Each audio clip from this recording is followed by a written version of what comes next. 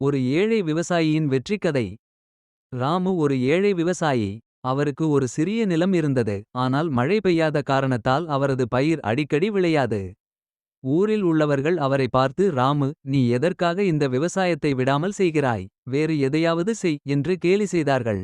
ஒரு நாள் ராமுவின் மனைவி கூட, இனி இதில் எதுவும் விளையாது. நாம் வேறு வழி தேடலாம் என்றாள்.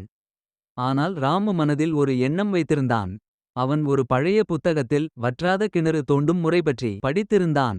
அவன் தனது நிலத்தில் கிணறு தோண்ட தீர்மானித்தான்.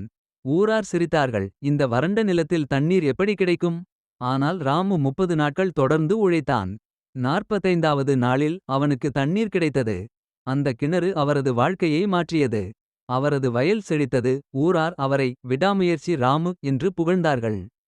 தொடர்ந்து முயற்சித்தால் வெற்றி உன்னை தேடி வரும். உன்னால் முடியும் என்ற நம்பிக்கையே உன் மிகப்பெரிய ஆயுதம்.